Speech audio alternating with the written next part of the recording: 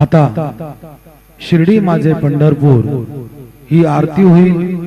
आरती नंतर दर्शनास प्रारंभ होईल। अब शिर्डी माझे पंढरपुर यह आरती होगी। आरती के बाद दर्शन कतार शुरू होगी। श्री सच्चिदानंद सद्गुरु साईनाथ महाराज की जय। ओम ऐशतखंड विखंडित रुंड वितुंडित शुंड गजाधिपते रिपुगज गंड विदारण चंड पराक्रम शुंड मृगाधिपते निज भुज दंड निपातित खंड विपातित मुंड भटाधिपते जय जय हे महिषासुर मर्दिनि रम्यक परदिनि शैलसुते पदकमलङ्करुणानिलये वरिवसयति अनुदिनं सुशिवे अयि कमले कमलानिलये कमलानिलयः सकदन्न भवे तव पदमेव परं पदमित्यनुशीलयतो मम किन्न शिवे जय जय हे महिषासुरमर्दिनि रम्यकपर्दिनि शैलसुते गुरुर्ब्रह्मा गुरुर्विष्णु गुरुर्देवो महेश्वरः गुरुः साक्षात् परब्रह्म तस्मै श्री गुरवे नमः। सद्गुरु साईनाथ देवताभ्यो नमः।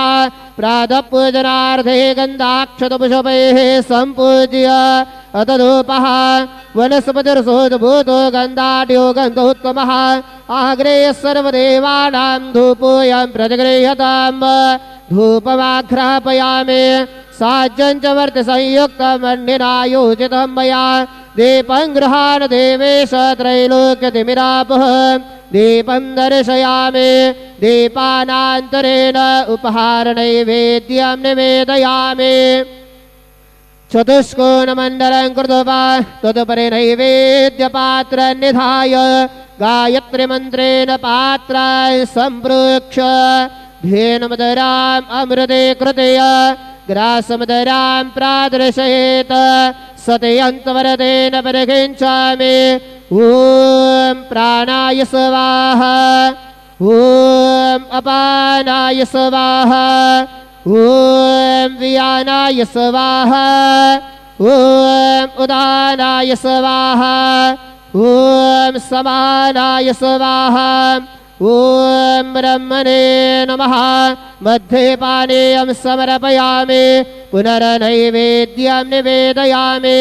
ॐ प्राणाय स्वाहा ॐ अपानाय स्वाहा ॐ व्यानाय स्वाहा ॐ उदानाय स्वाहा ॐ समानाय स्वाहा ॐ ब्रह्मणे नमः। नैवेद्यं निवेदयामि हस्तप्रक्षालनं समर्पयामि मुखप्रक्षालनं समर्पयामि करद्वर्धनार्थे चन्दनं समर्पयामि। सद्गुरु साईनाथ देवताभ्यो नमः। प्रार्थनापूर्वक नमस्कारं करोमि तथा च मङ्गलारार्तिक्यदीपं दर्शयामि। शिर्डी माझे पंढरपूर साई बाबा र मावर बाबा र मावर साई बाबा र मावर शुद्ध भक्ति चंद्रभागा भाव पुंडलिक जागा पुंडलिक जागा भाव पुंडलिक जागा याहू याहू अवघे जन करो बाबा से वंदन साई से वंदन करो बाबा से वंदन गणू म्हणे बाबा साई धाव पाव माझे आये पाव माझे आये धाव पाव माझे आये।